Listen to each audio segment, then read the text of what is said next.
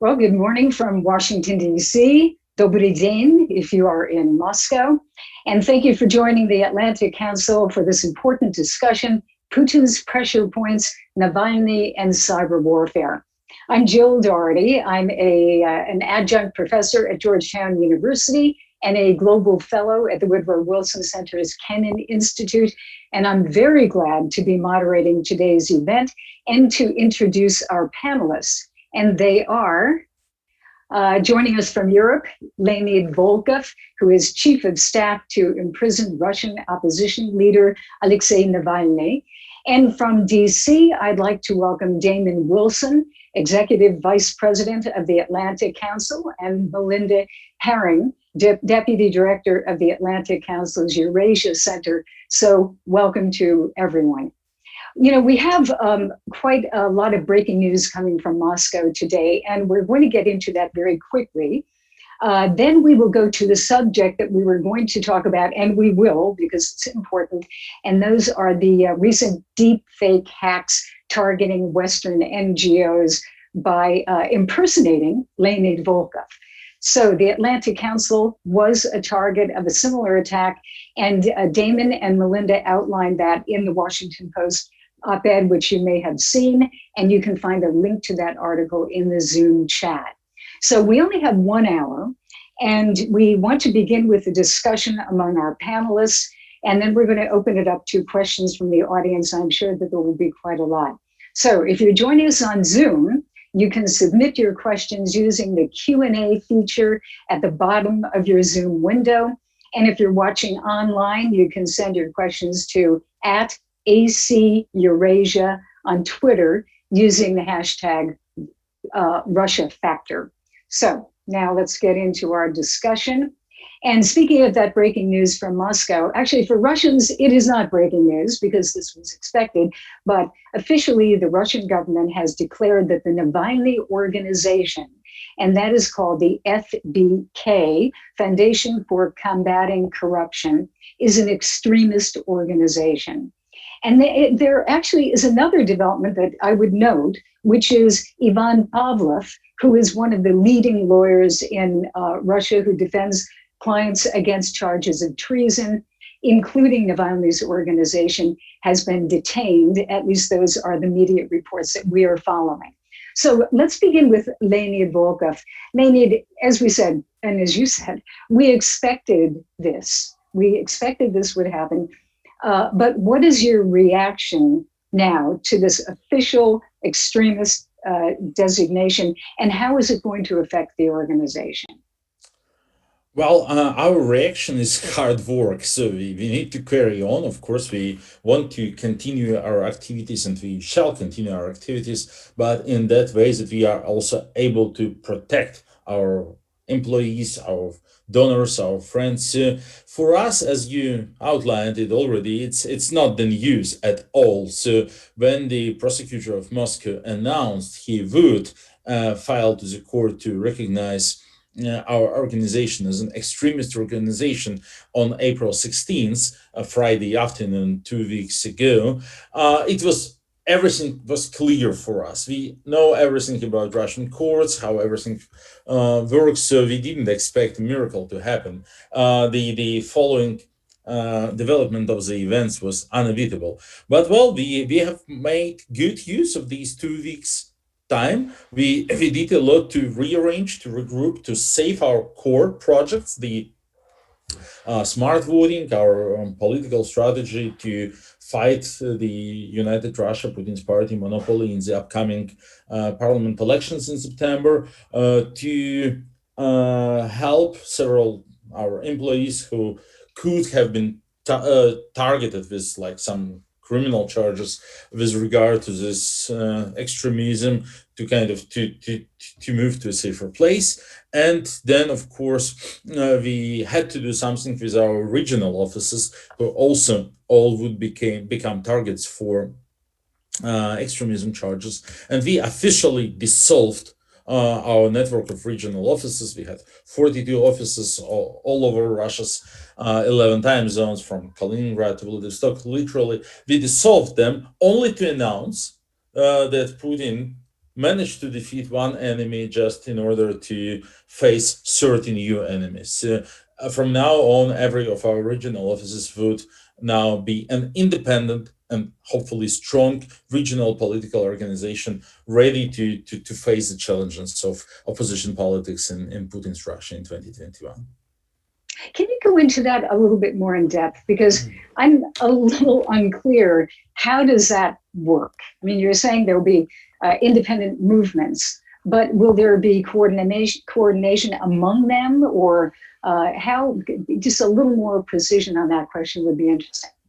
No, so there could not be centralized coordinations. There could not be centralized financing. So this will be a purely decentralized thing, entity. So every of these regional movements will be independent, but we give them not the fish, but we give them the pond and the things that you used to the fish. I forgot the English word. So we give them the equipment that they have, the cameras, the computers. We give them the respective part of our database of supporters. And in every major Russian city, we have many thousands, like maybe 30, 50,000 of registered supporters. Many of them are donors. So we provide these organizations with a good start, with a good entrance conditions, with a good capital to start their own like political life. And we hope that, well, of course, not all of them will survive, but many of them will survive. Many of them will run campaigns for their candidates in the upcoming elections. And of course, I hope that they will keep supporting our federal level initiatives such as smart voting. You know, we were noting this morning on Twitter, there's a quote from Anton Barbashin, who says, Russian civil society is facing an unprecedented pressure today. Nothing of this scale and audacity has been seen since the late 1980s. We are not at the point where winning strategies are the point of discussion. It is purely a question of survival, how not to lose. Do you agree with that? I don't agree that we are at this point now. So we never promised that there is a winning strategy, that there is something you could do, just like one thing, to defeat Putin. Putin is strong. He's, well, the wealthiest man in the world, probably, and he's surrounded by a bunch of, well, oligarchs who are ready to spend whatever resources and money and preparation to keep the status quo of the situation. So, I mean, we never promised that there is like a silver bullet that could resolve everything, or a black swan that would come and, save Russia from Putin on our behalf. No. We always promised only hard work, and we are continuing our hard work, and that's okay. I don't see a lot of change since, I don't know, 2011 maybe, when we actually like started building up our political organization. The bigger picture remains the same. We have a political organization which is ready to face the challenges, which is ready to publicly say, so we are Putin's opponents, rivals. We pretend to obtain political leadership. We have many supporters, and their number is growing. And our strategy is to build up, to grow this political organization as long as it's necessary. So at that point, when the transition happens, for whatever reason, because of Putin's biological death, because of some coup, or like black swan type events like the Arab Spring, or because of anything, because of some internal struggle, whatever. At that point of time, we have to be the largest, the best organized, the strongest like political organization in the country, to be able to show up and to say, okay, now we demand for a peaceful transition to a democratic regime, and so it be. So I mean, in the context of this bigger picture, nothing has really changed. Of course, it's now, I mean, Putin did a lot to make our job of growing our political organization more complicated. But he is doing it for many years also, and still we were able to survive and to grow. And like the data, this polling data, the number of our subscribers and so on suggests that we actually succeeded. So, for instance, the number of like subscribers following Navalny's organization on different social media or like through different channels has increased like 100-fold since 2011, 5-fold since his presidential campaign 3 years ago. So we will keep going. We will keep carrying on. I think it's okay. Of course, it will be even more complicated now, but we'll find our way. Our strength was always flexibility, and it will remain so. Leonid, let me just pick up quickly, and I know time, I'm watching the clock and it's moving fast, but I just want to drill down on one thing. You know, you said you've grown the movement and you have these percentages of growth. However, if you look at the polling, it appears that, you know, at least a half of the Russian populace as a whole does not support this or does believe, I've seen some polling where they believe that it was justified to arrest Mr. Navalny and to put him in prison. So how widespread actually is that support?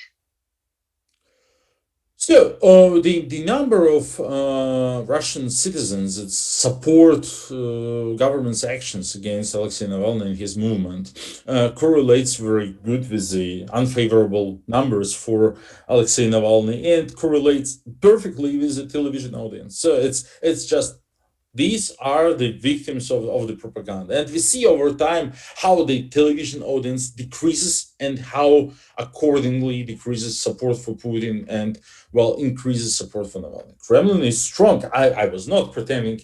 So once again, it's very important. I'm not pretending Putin is weak. He is still very strong.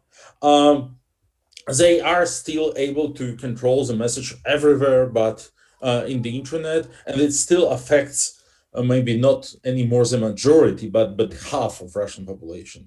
Still, for the reasons of generational change and also for the reason of like better internet accessibility and better access to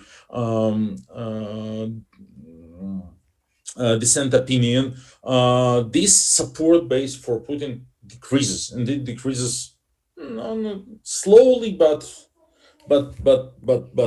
in a stable way.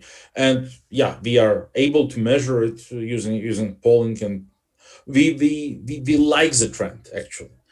And there is one and different things that I want to stress. That, for instance, the last time Alexei Navalny was admitted to run an election was 8 years ago now, Moscow mayoral election. And the reason why he was admitted was that the polling suggested in the beginning of the campaign that his approval rating was 3%, while the incumbent mayor Sergei Sobyanin's rating was 75%. And that was exactly the reason why Navalny was admitted, for him to be dramatically defeated and not to be considered anymore as a leader of the opposition. But then, as we were allowed to campaign, to reach Moscovites with our message, the outcome was quite different, 45 to 36 according independent exit polls, and 51 to 29 according official data. Small magic to avoid the runoff, but still very far away from the initial 75 to 3. So this polling doesn't mean so much in the absence of political competition, when there is no electoral process, no campaigning, no political debate, and so on. So this polling, yeah, it shows how many of Russian citizens are still ready to listen to the television and to trust what it says in the absence of a different opinion. Okay. And just very briefly, Leonid Volkov, can you give us an update on the health of Alexei Navalny? We saw him in some video yesterday, the day before, coming from prison, actually in prison, talking by video link to the court. He looked very gaunt. He was able to speak quite well, however. What's an update on how he is doing physically? Well, he's recovering after the hunger strike. The hunger strike lasted for 24 days, sorry, and doctors suggest that the recuperation period should take approximately as long, so not to cause long-standing health issues. So he's only slowly increasing amount of foods that he could get, and it's still a long way to go. But mentally, as we also could have seen yesterday, he's totally fit, he's totally okay, he's strong and brave and ready to fight, to continue his Mhm. fight. Okay, thank you. We're going to turn to the other subject. And Damon, I'm going to begin with you, but I just want to put it out there for the people who are sitting there wanting to participate in this discussion. So if you have questions in our audience, if you're on Zoom, you can submit them using the Q&A feature at the bottom of your Zoom screen. And if you're watching online, you can submit them to @AC Eurasia on Twitter using the hashtag Russia Factor. So, Damon Wilson, we have to get into this rather bizarre circumstance, a hacking attack, but it was different. It was phishing hacking, which appeared to be using deep fakes of the man that we're looking at right there on the screen, Leonid Volkov. So run us through this, if you would, Damon. What happened? What was this? How did you find out that it was fake? Sure. Thank you, Jill. And thanks, Jill, for hosting us today. I have to say, it is such an honor to have the real Leonid Volkov with us. Leonid, thank you so much for giving us some time today, because after all, it's been the fake Leonid that so many of us, not just at the Atlantic Council, but pretty clearly at a lot of organizations, this phishing attempt has taken place. So, Jill, let me tell you what happened. And this is not unique to us at all, but we wanted to bring this out of the shadows and really talk about it, to expose it, so that we're all learning how we can better defend our free societies. But on April 7th, landing in my inbox, along with our president and CEO, Fred Kemp, and another executive at the Atlantic Council, we had an email request from Leonid Volkov at Navalny team, very formal email asking to meet with us. We've published this email as part of our Washington Post op-ed with Melinda Haring, who has been a champion of pushing us to speak out on this. And it asked to meet, and something that, of course, we would be interested and willing to do. But there were some red flags there. The Navalny team email address, a reference to NDI, National Democratic Institute, rather than the Atlantic Council, the formality of it, and the fact that it was addressed to one of our senior executives who really does more operation issues rather than program issues. And so, a couple things here, Jill. A month prior, on March 8th, a former colleague, a Lithuanian colleague, had introduced me by email to Leonid, the real Leonid, and had basically said, I want to make a connection to you. And Leonid had been in touch at the time saying, look, I want to give you a heads up. We have reason to believe that the Atlantic Council might be targeted as part of the disinformation campaign. And so when we got this second email, I immediately went back to Leonid to say, hey, is this you or is this not? I sent it to Ambassador Herbst and Melinda, who are really our experts running the Eurasia Center. And they followed up with some colleagues in the Russian opposition, with some other NGOs. And we quickly realized this wasn't real. And so that's sort of what unpacked this. It's not new, and there's a history to this of sort of attacks at the Atlantic Council we can get into. But that's what happened. It's being ascribed, obviously, to pro-Kremlin people in some form or another. But there are those pranksters, Vovan and Lexus. Now, they appear to be closely aligned to the positions of the Kremlin. But do you think it's pranking, or is it really like a sophisticated hacking attack? Look, we don't know exactly, but we have to assume it is part of a sophisticated hacking attack, because unfortunately that is the norm. I remember when this began to really become much more common, whether it was companies or other organizations, they were concerned about sharing the fact that they were being hacked or attacked, because would it raise questions about the credibility of how they manage consumer data or just their reputation. Well, Jill, this was clearly an effort that we've seen at other institutions to take to heart and harm our reputation, our credibility, by luring us into a conversation that could have been taped, where things could have been put out of context, to really try to harm our personal and our institutional credibility, because I guess the way we operate is seen as a challenge, as a threat. But we assume the worst, not knowing all the details, because unfortunately there's a big track record. This goes back, as we referred to in the piece, Jill, back in 2014, after Russia annexed Crimea, invaded Ukraine, we launched a major campaign at the Atlantic Council, our Ukraine in Europe initiative, and very much became, I think, antagonistic with Russian policy at the time. And in April of that year, when President Biden was then vice president, we were hosting him for a big conference that was really in the wake of this attack in Europe, talking about how do we keep a vision of a Europe whole and free, a viable vision given a Russian revanchist policy. And in 2014, we were hit with a denial of services attack while then Vice President Biden was speaking at an Atlantic Council platform. And so since then, we have seen, we've learned, we've watched, we can go into some of the measures we've taken, but we understand that sophisticated attacks, whether it's from Russia, China, and we've had cases where we've also shared publicly attacks from Iran on our fellows. We know that we are part of the target of hostile regimes to free societies. And so we take this seriously, and that's why we're speaking out. Mm-hmm. Melinda, I want you to jump in here, but I also have another question from Leonid. But Melinda, looking at this, it apparently has happened to other organizations, and it has happened in Europe, et cetera. What does this say, because you look at that space, what does this say about an escalation or a strategy on the part of Russia? And I have to say, as a journalist, if indeed it is Russia. But what does it say to your big picture?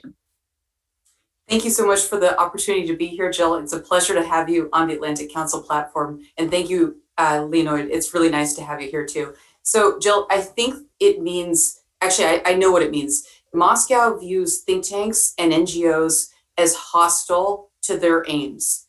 Because of the position the Atlantic Council has taken, because of the position that many NGOs, independent NGOs and think tanks have taken, committed to the truth, to speaking out about Putin's aggression, we are being attacked. And that's what this is. And that's why we had to speak out. Other organizations have been attacked across Europe and even in Washington. And I have to give Damon and our president credit for being willing to stick our necks out and say, this is what happened to us. There was another reason why we knew it was fake, why we smelled a rat, in addition to what Damon said. So in March, another peer organization received something similar. It wasn't from Volkov. It was from Svetlana Tikhanovskaya, the Belarusian opposition leader. Same email. They showed me a message of the email. And this was all done informally, right? And this is a big problem. This is part of the reason why NGOs and think tanks are vulnerable, is because we only pick up the phone and warn each other when this happens. The message was identical, though. The language was identical. It was very stiff, like Damon said, but it also requested an on-camera meeting. So when Damon sent me the message, I got nervous right away, and I knew it was fake. And then I contacted a Russian opposition intermediary who contacted Leonid. And Leonid said it wasn't me. And then we contacted him through, 3 or 4 other channels. I also looked at his phone number and his email address. And that's not the phone number and email address we have on file. So we wanted to get out there, Jill, and warn the community to slow down. Don't respond to emails from people who come from countries where the government in power is hostile. Do not respond to them. Sit on it for a day.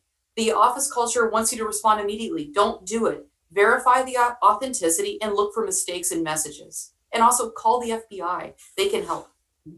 Mm-hmm. Leonid, I have to ask you, as this is happening, did you know that this was happening? Have you had previous, actually, when did you learn that this was happening? And what are your conclusions? What is this strategy? Well, I first learned it was happening from their attack in February on Julie Verhaal, the acting secretary of Amnesty International. So the she was lured into conversation with this fake me, and it was a buzz about like amnesty, stripping Alexei Navalny of his prisoner of conscience science, and it was like also a very well coordinated attack by the Russian media, by the Russia Today propaganda channel to influence, like to force Amnesty International into this false conclusion. So, and this prank, the so-called prank, was also very well coordinated with this propaganda campaign. So, not a coincidence at all. And then also some of European institutions started to reach out to me to verify if it was me. So, for instance, the European Parliament, the Council of Europe, the Parliamentary Assembly of the OSCE, and so on. Then many of them. So then I became aware that it's really like a wide-scale operation, like really a broad operation. So if dozens of emails went through, then probably hundreds of emails have been sent and have been prepared and have been tailored for their recipients. So this actually includes a lot of like manpower behind, a lot of resource, and that's why I prefer not to call them pranksters, because I mean pranks is something about funny things. It's not really like funny things. It's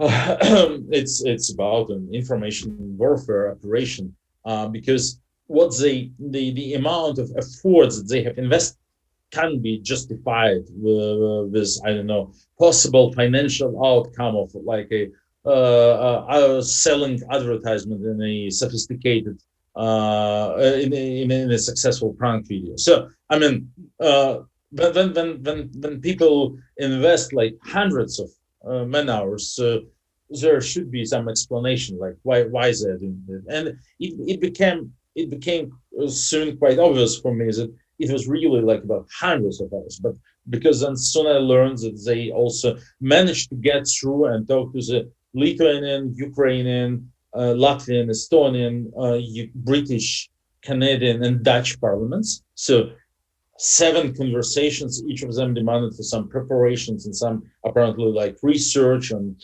also tailoring background research about whom they will be talking to and about what, and so on, so on. A lot of technology also invested to make this calls look well, so to make them look like me, and so on, so on. So this is a real Kremlin-backed, full-scale disinformation campaign. That's completely clear to me.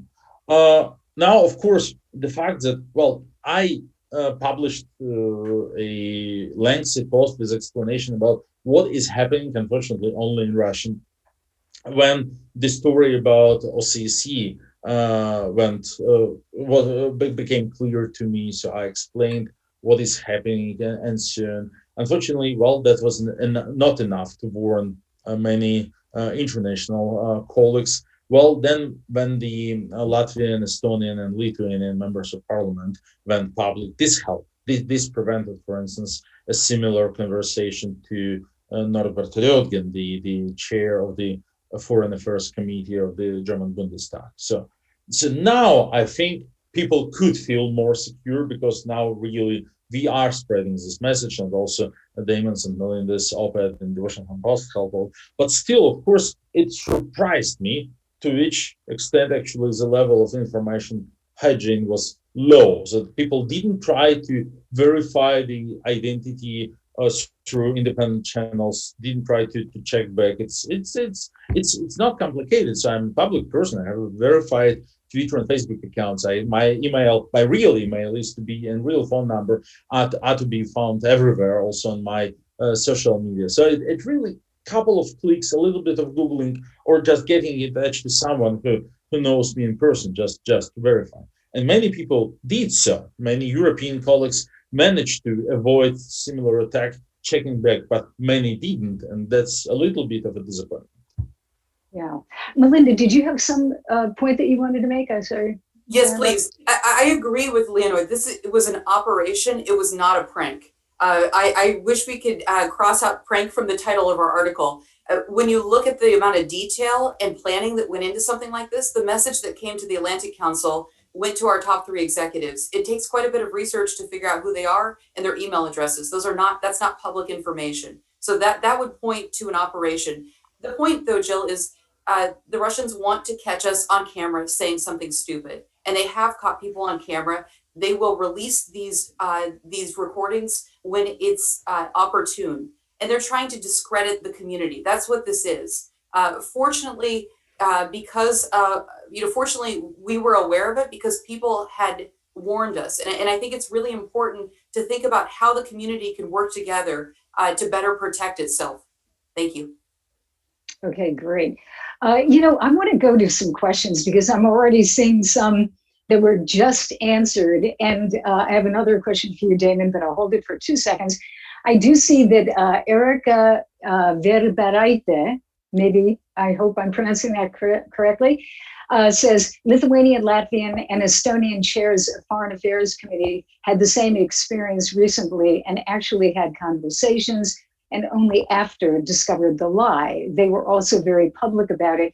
Does it help Leonid and the rest? What else could be done to prevent this? I think actually Melinda gave some very good points about what can be done. But Leonid, just very quickly, does it help you? And I think you've kind of answered this, but I want to hear it. Does it help you to have this public exposition of what has been happening? Yeah, of course it does. I could give a couple of more details because it's important. For instance, I just recently learned, only after the Baltic states members of parliament went public with this and admitted that this happened to them, that they fell victims of this disinformation campaign. Only after this, I learned that over a month ago, for instance, there was a conversation also with fake Volkov, with one German political foundation. And this was a very rude and stupid conversation, really intimidating. I was demanding for money, like in a very rude manner also, like you have to shut up and help Navalny, so bring your money here as much as possible, something like this. And people didn't know about this fake Volkov operation. And for a month, they were thinking, okay, we better, this Navalny team guys, they're strange, crazy, they're strange, saying crazy things and so on. So this also was really to undermine our credibility. And now people going public also helps us to reinstate our credibility. It's important. A second point, if I may, they did a couple of similar attacks in Russia to Russian politicians that are not whom I don't know personally. So they called also in my name, trying also to intimidate them a little bit. No one bought it. So everyone immediately went public that, fake Volkov tried to call me and so on. But I know of no successful calls within Russia. And this illustrates the difference in information culture, because we live in this very toxic environment of Kremlin disinformation campaigns and attacks since, at least 2011, for at least 10 years. So everyone in Russian politics is well aware of phishing, of malware, of disinformation, of fake phone calls, on whatever could happen. And everyone knows about basic precautions. But, if this is happening to European and Canadian and British parliamentarians now in 2021. So it looks like not enough lessons have been drawn from John Podesta clicking those phishing links back in 2016. Actually, the world has to admit that this whole environment has become very toxic in the recent years due to Russian, Chinese, and other countries' operations. And there is something that the world could actually learn from the experience of the Russian opposition, because no one back there in Russia was caught on this. Uh-huh. Damon, there's a question in the Q&A, and I think it would be good for you, from Sean Lingas, saying, has the Atlantic Council or any third-party investigators verified that the emails sent posing as Volkov contained malware in the attachment? If so, did it correspond to any known hacking tools? It's kind of a technical question, but if you had any clarity on that, it would be interesting. Right. In this case, we didn't have any indication of particular malware. We think this was a phishing attempt to lure us into that conversation, as Melinda said, to discredit us. But the truth is, absolutely, we've experienced that in the past, and that's partly why our antenna is up. It's no surprise, as we've seen the links the Russian state will go to assassinate or attempt to kill political opponents. We've seen increasingly brazen attempts from interfering in our democracy to these attacks in the Czech Republic and Bulgaria. But what has been new is the level of targeting individuals in the West. And Toria Nuland was just confirmed yesterday as Undersecretary of State. When she was serving as Assistant Secretary, her private phone calls saying some pretty sharp things about the European Union were leaked. And it really marked something for me because we're not naive. We've all served in government. We understand espionage. We understand the challenges that we face in operating in a national security environment. But what was really unique there was the explicit targeting to undermine what they saw as a particularly dangerous US official who was leading our effort on supporting Ukraine at a particular time. And it showed sort of a new level of using intelligence measures to target and undermine individuals. Toria was an official, and now it's really spread across to civil society actors. There's no better vindication to see Toria confirmed as Undersecretary. This did not harm her credibility or effectiveness at all. But we do see, and this is what we've learned, after 2014 and the attack, we started investing in our own research and publications. And so you've seen a lot more of that, helping to document and expose this. Hence, our entire digital forensics research lab was built to help expose and identify misinformation and to provide a defense, but also offense here. Second, there's a lot that we do on the technology front. And at first we were concerned, we're a nonprofit. We don't have the same budget that a major American Fortune 500 company would to protect itself with the technology. And yet we found that there were things that we could do within our budget to bolster our defenses, to put together training programs, to bring in a new chief information officer, to form a security committee with really established professionals to develop our links to other organizations, to law enforcement, and to test our staff. So we try to entrap our own staff regularly with a training exercise to see if people will click on this, because we've experienced that type of malware in the past and we've had to spend money to fix our systems and to clean them up. There's a question in here, which I think it's an important one. We could have an entire panel on this, but it's from Richard Sawaya. And he says, what are the panelists' assessments of the effectiveness of US sanction in changing Russian conduct?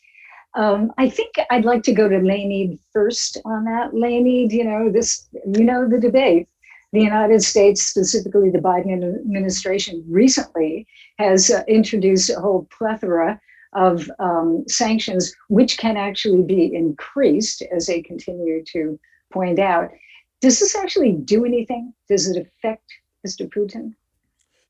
Not yet. So the recent moves were the moves in the correct direction, in my opinion, but they were not sufficient. So unfortunately, Putin is far beyond the point where he cares about grave or deep concerns, where he cares about threats and so on. He really would care probably only about very concrete steps that would make his and his friends personally vulnerable. That's why we are so much advocating for personal targeted sanctions against Putin's money, against his oligarchs, against the holders of his assets, against his own, of course, wealth, stashed somewhere in offshore jurisdictions. So I would like to stress one thing. The Putin's palace video, the most famous investigation by Alexei Navalny, exposed one very important thing. It was a look inside Putin's head. So the guy had 20 years with the richest country in the world, on $3 trillion of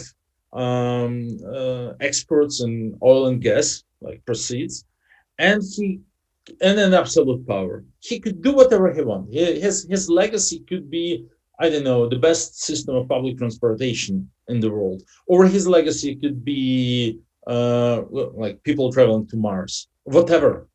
But what the Navalny's Putin's Palace video has exposed, that his uppermost dream, his most important desire was like an Italian-style enormous palace covered with gold and red carpets. And it tells us a lot about Putin's personality. And it tells us a lot about where actually leverage could be won against him when we really want him to act accordingly to his international obligations, to stop producing chemical weapons, to stop killing people, to stop increasing the number of political prisoners. And we have to go after money. So that could be really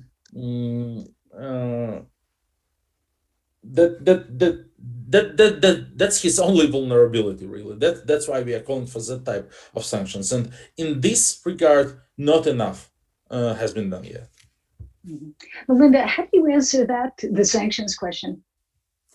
Jill, I agree with Leonid 100%. The US has not done enough. Our sanctions experts say that the sanctions we've levied on Russia are about a 3 or 4 on a 10 scale. We need to up the ante if we want to change Putin's behavior. And we've done a lot of really good thinking. Ambassador Daniel Fried has a new report out about the various options, but we also have to go after Russian banks. So I would strongly recommend Ambassador Fried's report.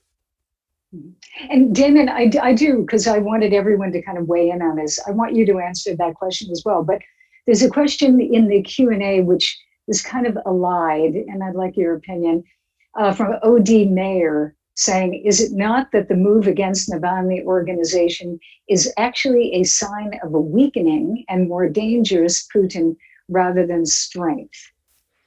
So if you can handle both of those. Sure, thank you, Jill. You want me to go first or Leonid? Well, I'd like you, Damon, to kind of weigh in, and then we can go back to Leonid. Great. So first of all, on the sanctions issue, my concern about sanctions is that oftentimes policymakers, members of Congress, it's a first reaction on sanctions rather than understanding, do we have a coherent strategy and how do sanctions fit into that? Because sanctions alone won't produce all the changes in behavior we want. As Melinda said, Ambassador Fried has done some excellent work to show how you can scale that.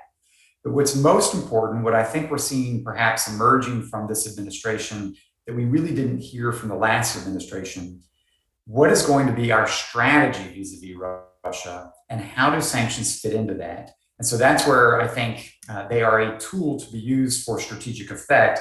But if sanctions are your strategy, they're probably not going to deliver the result we want. That's why I think it's going to be very interesting to see how the Biden administration prepares the offer of a summit with Putin, why President Biden has ensured alignment between the clarity with how he has spoken about Russia and how policy is flowing. And while they are being very, very clear of where they're going to push back without hesitation, but still acknowledge that there are some areas from climate and health, arms control, where they could envision cooperation.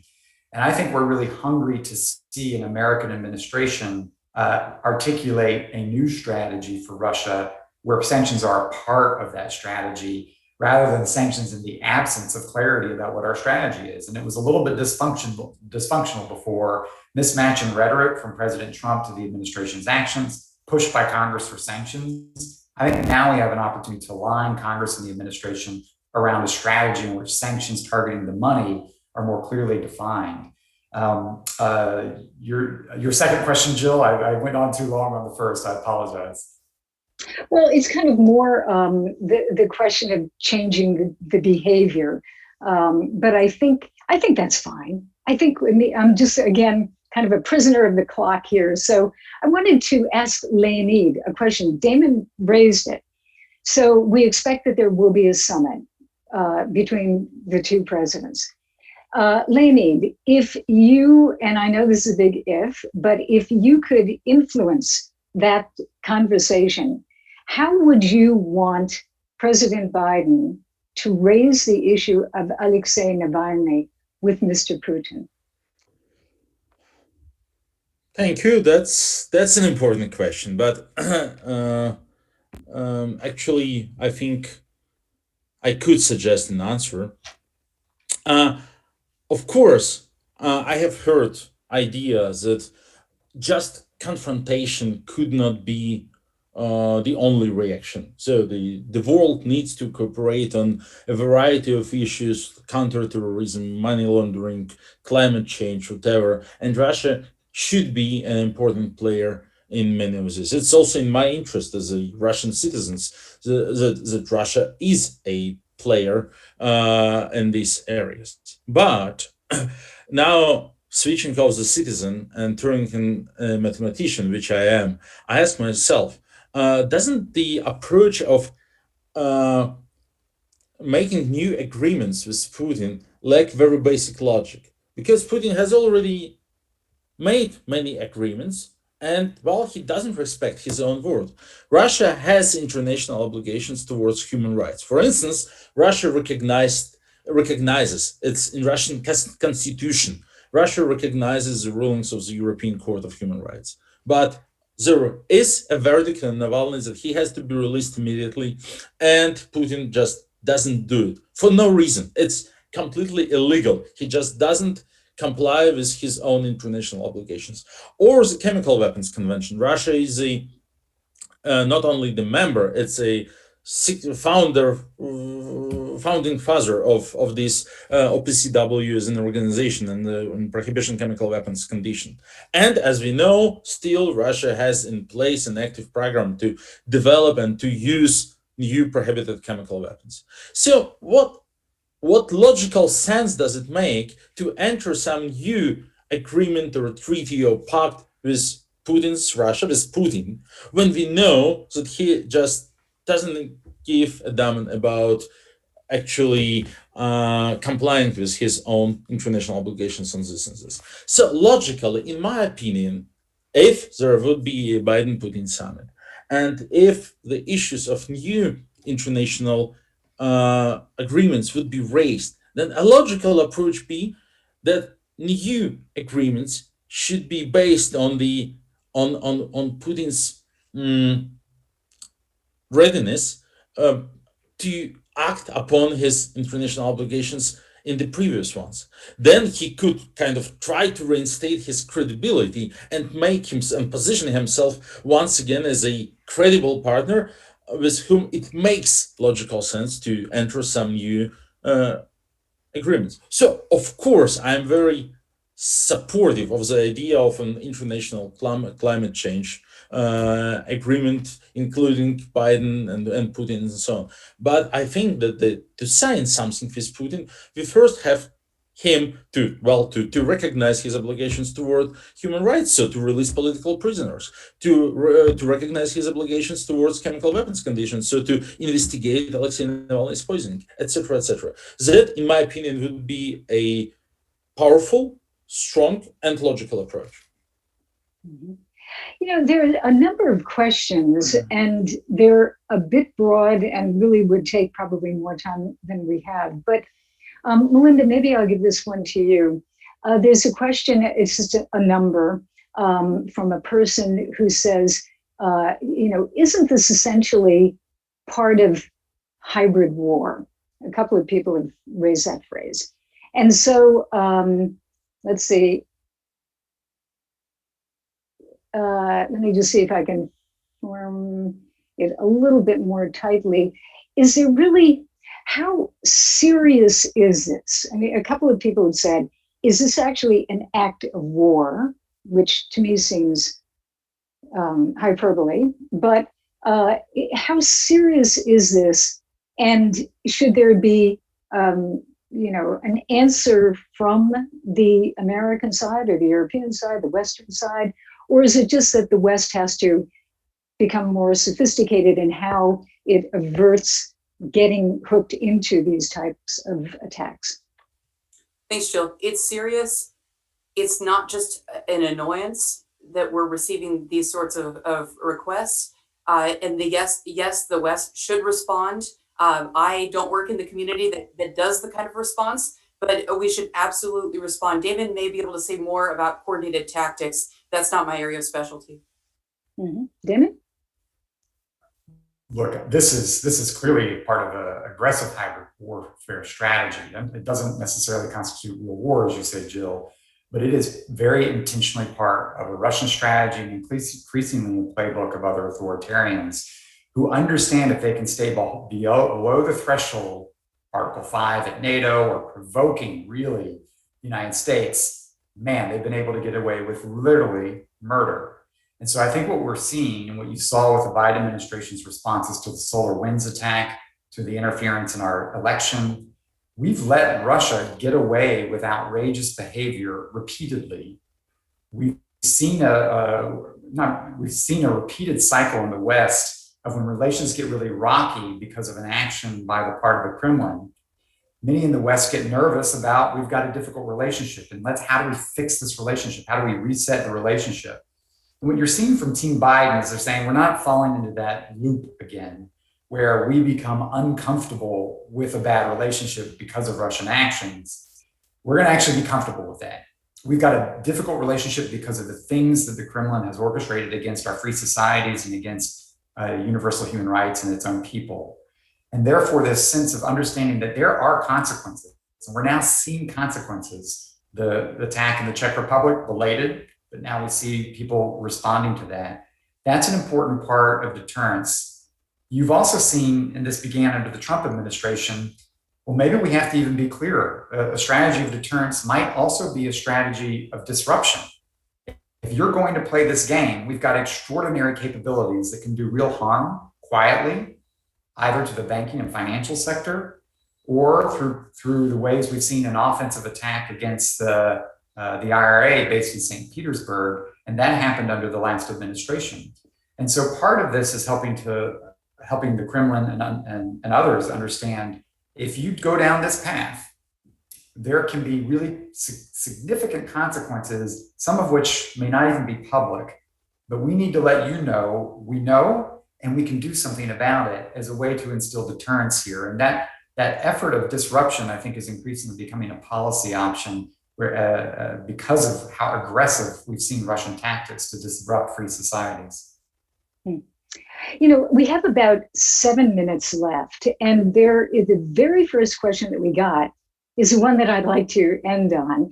And it's actually a very simple, but maybe profound question, which is, what can ordinary Americans do to help Navalny and the Navalny organization? And that's a constant question, I think, throughout modern Russian history and relationship with the US. Yeah, what can ordinary Americans or people in the West do to help democracy in Russia? So, Melinda, could we start with you? And then I want to go Melinda, Damon, and end with Mr. Volkov. I thought I had more time. I thought you were going to go to Volkov first. So, to be serious, ordinary people need to dive in and get to know Russia.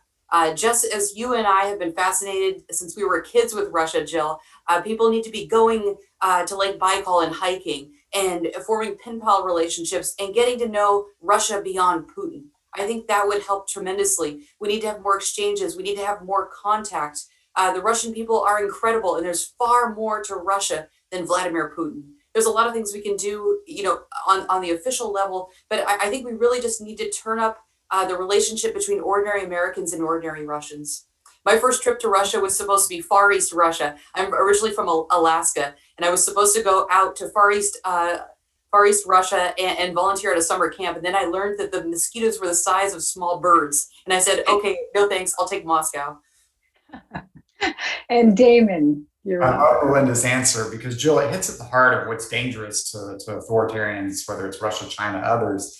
It's just the power of the individual and agency in democratic societies. And that's the beauty of our system, that not everything does depend on the government. And that's actually challenging and threatening. So don't forget the agency of individuals and our soft power. First of all, in protecting our own democracy, it comes with individual responsibility. That's why we're having this conversation today, to be resilient and understanding that we can take measures, to be educated consumers when we're on social media platforms about what is disinformation, when are we being tricked, and being aware of that, first of all. Second, understanding that our interests and our values can coincide in foreign policy. And so raise these issues with your members of Congress, with elected officials, and ask, what is the United States doing? What can we do in these spaces? Understanding that ultimately it's about not our job, it's about supporting our Russian friends. Melinda's point's very important. What we're dealing with today are the tactics of a KGB-dominated Kremlin, essentially. And we need to understand that the power of Americans forming friendships with Russians, with Chinese, with others that are under authoritarian regimes, that is powerful, that is beauty. The agency of that individual connection is what helps people understand and really see things differently. And ultimately, it's about the agency of the individual, their relationship with their government. And that's why it's threatening to the Kremlin. Finally, support organizations that are in this space. You know, we've talked about, there are organizations like we do our own policy advocacy, but what about Freedom House and the NED, IRI, NDI? There are other organizations out there working on the ground, particularly activists, Russian civil society organizations now based in Riga, based in Vilnius, where there are opportunities for Americans to provide support. Okay, and Leonid, in the remaining 3 minutes, if you can give us an idea again, what people in the West, specifically now in the United States, could do to help Alexei Navalny. And the movement, of course, now doesn't exist, as you explained to us, or legally. And what can average people do? Yeah, thank you so much. So, well, first of all, of course, the movement exists. I don't really care very much about the legal part of the story. The real part of the story is much more important. For the question, like, how could people in the US or in the West help, I would tackle it like in a very practical way.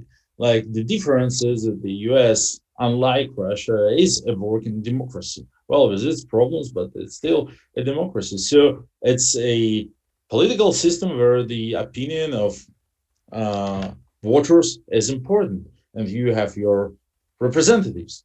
And, well, we suggest that people in the US, like ordinary Americans who want to help, well, they listen not only to Putin, as Melinda correctly said, they also listen to the voice of the Russian opposition, to the Navalny movement, to other opposition groups, and help us to push our agenda from their side. So talk to your congressman, talk to your senator, just explain to them how important it is to push these personal sanctions, to advocate for release of political prisoners in Russia.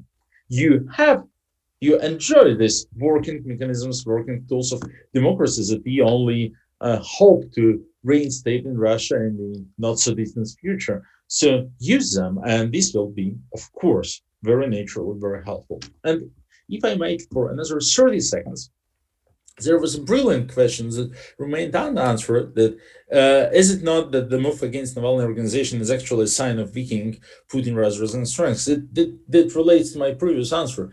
Russia is not a working democracy, so we don't have real tools to measure impact of a political organization, of a political campaign. When there is a political competition and fair election, you just measure everything at the polls. Who is successful, who is impactful, who is not. You have the polling stations, you have the elections, and that's it. But in Russia, we have to apply some different measurement tools. And the very important measurement tools is indeed Kremlin's reaction. And I completely agree. So now, if they are applying so much aggression against us, both domestically and internationally, with this cyber warfare, disinformation campaign, and so on and so on, it actually means, according to Newton's third law, that also our actions apparently did a lot of impact, so that they are causing so much of a reaction. Well, so we will continue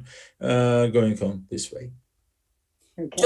Melinda, please jump in, and then we'll think about it. Sorry, yes. I think the most important thing that people can do beyond going to Russia and developing those relationships is support independent Russian media. Independent Russian media is under huge attack right now. Radio Free Europe, Radio Liberty may be kicked out. Medusa is under attack. Medusa needs support. We need to get out our credit cards and get a subscription. There's many other independent media that really need our attention and support. Thank you. Okay. Well, this has been a great discussion. I really learned a lot, and it was very timely, obviously. So I'm urging everybody to follow events, as our panelists have been saying, follow events in Russia. And the Atlantic Council is just one of many organizations that put a focus very specifically on that part of the world. And the more information we have, and I agree with Melinda, the more communication with individual Russians, the better. So I want to thank again our guests, Leonid Volkov, Melinda Haring, and Damon Wilson. Thank you very much, and good to see all of the audience. Thank you for the questions. Thank you. Bye.